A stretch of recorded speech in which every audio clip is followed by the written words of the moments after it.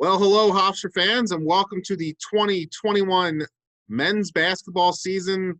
I'm Steven Gorchov, and I'm thrilled today to be joined by acting head men's basketball coach Mike Farrelly on the W.B. Mason Coaches Report. Coach, how are you? Steven, how are you? I'm doing well. I don't know how to even start this. It's been an incredible, 8-9 months. What is the excitement level for you right now? Very excited. Just can't wait to get back on the court. Also nervous because we haven't had the full summer and fall of workouts, so a little bit nervous about where we are instead of where we normally would be on a November 20th. But certainly excited to get back on the court with these guys. It's been long. We've been through a lot, and to have that 5 days away now or a few days away now is really exciting. Yeah, and that's a great place to start. You just mentioned it. In normal years, you would have had some summertime to work with the guys and more of a fall to work with the guys. And you have some newcomers who you're expecting to be real solid contributors this year. But everyone's in the same boat. So how do you kind of see that playing out this year with your newcomers who you're expecting some real decent things out of this season? Yeah, so, and that's what affects the most, Stephen, because guys like David Green, Elmo, Zion, Vukashin, they would have normally had 18 or so team workouts in the summer, in addition to working with Jimmy Waits, doing individual stuff on the side. And then the whole month of September, we would have been doing team workouts and individual workouts as well. So they're just behind where they normally would. If we look at it, and we've had, 15, 16, 17 live practices, whatever that number would be at this point. It's a lot further behind than they normally would be. And again, normal year, we would have probably played 4 or 5 games right now. I think we would be down in Puerto Rico getting ready to play today.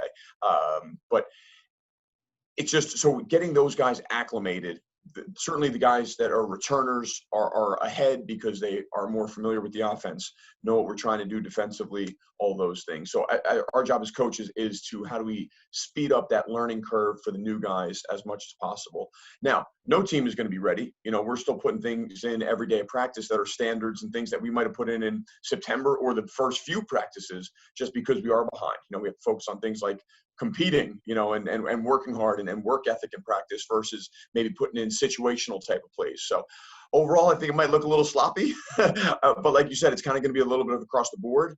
And it's just going to take a little bit of time, and I think the product that we see now in November and December, it certainly has to look different in January and February. And coaches would always say that, and we have to be better as conference play starts. But I think that's especially the case this year. We haven't had scrimmages, as much practice time. So, it's going to be a lot of things that we're going to have to feel out during the non-conference portion of our schedule. And so Hofstra fans know, you referenced one of your newcomers is Elmo. That's Sean Darius. Yes. Can you let us into the secret on why he goes by Elmo? It was just like a childhood nickname that his mom gave him, and it stuck, and everybody's called him that ever since. Some people just call him Mo, but we've stuck with Elmo. So he's probably become my kid's favorite player just simply because of that nickname. So, but a wonderful kid, a lot of talent, and just, again, going to take him some time to be ready to help us contribute in the way that we know that he will be able to. Yeah, and the season, we're less than a week away from the start of the season. You're going to have Monmouth next Wednesday, and then a few other games that we're getting ready to announce in the near future. I guess, how difficult was scheduling in this pandemic era? Just touch on that for a moment. Super difficult.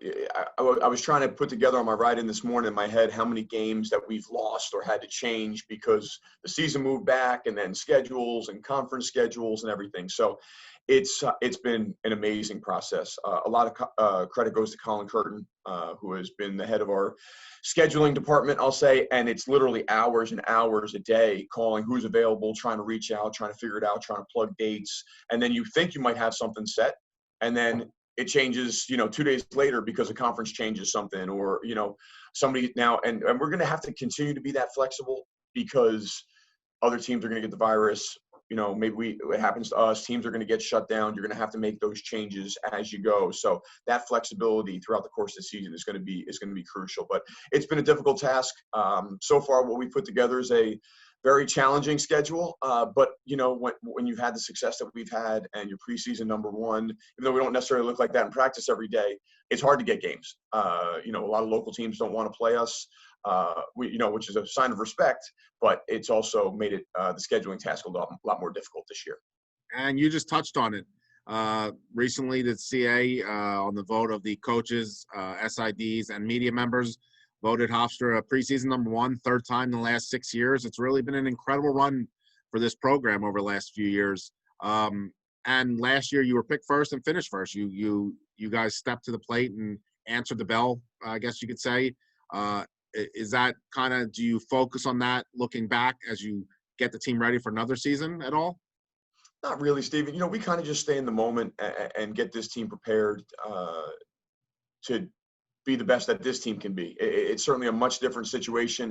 You know, we talk about expectations, and our internal expectations are always going to be higher than whatever anybody would pick us externally. So we just kind of said, yeah, you know, we get picked first and we have to prove them right, or you don't get picked first and you want to prove them wrong. But again, that doesn't really affect us in our day-to-day preparation, what our goal is. Our goal is to win regular season championships, postseason championships, and to hang banners. And we have a lot of growth to do to get there. You know, the team that's out there at practice right now is not a team that's ready to finish first in the conference like this, with how good I think the conference is going to be, how balanced it is this year. But we have to grow and improve to get to that point. And you are going to be able to rely on three really strong leaders this season: Tariq Coburn, Isaac Conte, and Jalen Ray. Just for people who think you obviously lost a ton in DeJour Bowie and Eli Pemberton, but these three are three of the best players in this league. What do you view them as, and how are they going to help you guys get to the point you need to get to in March? Absolutely. And that's why we got picked first, right? Because we won last year. We have three starters back, you know, so that's what all this stuff is based on. And no one can project new guys and roles and new coaches. That we have a couple of those in the league. So that's why when other teams and other, you know, media members, they look at you and you say, well, you have three double-figure scorers back, you should be really good again. Now the team dynamic is completely different because you don't have DeJour, you don't have Elijah. Isaac, Tariq, and Jalen were all complimentary players, you know, not the first or second person on a scouting report. And now they are, you know, so that's going to be a major difference. Now, thankfully, they're all good players, and we're certainly glad to have them, both their experience, their readiness for this moment. I think their readiness to step up and hopefully increase their role. So it's certainly a blessing to have three guys like that. And also just from a day-to-day perspective on the way that those guys can help the new guys every single day, whether it's David Green is lifting every day with Isaac and how much that's helping him in the weight room to get ready and understand the standards and the expectations. Jalen Ray has taken Zion Bethea underneath his wing, whether it's going through offenses, shooting with him after practice. So I think it's helped from many perspectives. Obviously, not just have three good players, but three good leaders and influences on the rest of the guys. And, you know, Mike, we'll end on this question. I'll throw one out that you probably weren't expecting.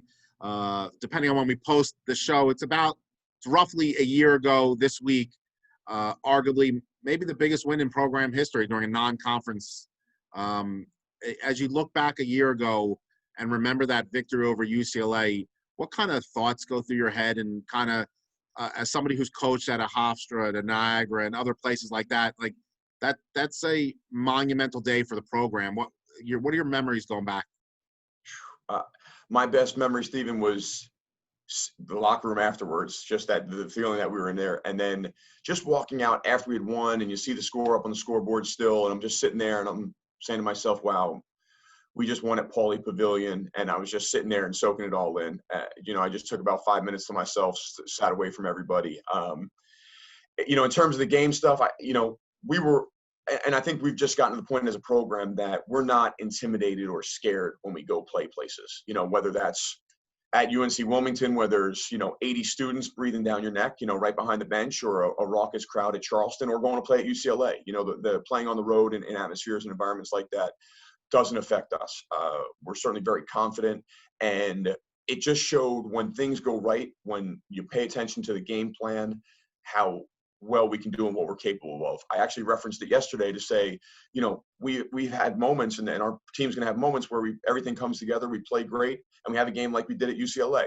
And then there's going to be other days where we have some stinkers, and we had a couple of those unfortunately last year. And you know, and how do you respond to those? You know, you can't get too high off the UCLA victory, or you can't get too low when you lose at San Diego, or have a terrible performance at St. Bonaventure or something like that. So a special night, and you know, it's kind of like a beacon to show these guys, hey, this is what we can do, this is what we can achieve here.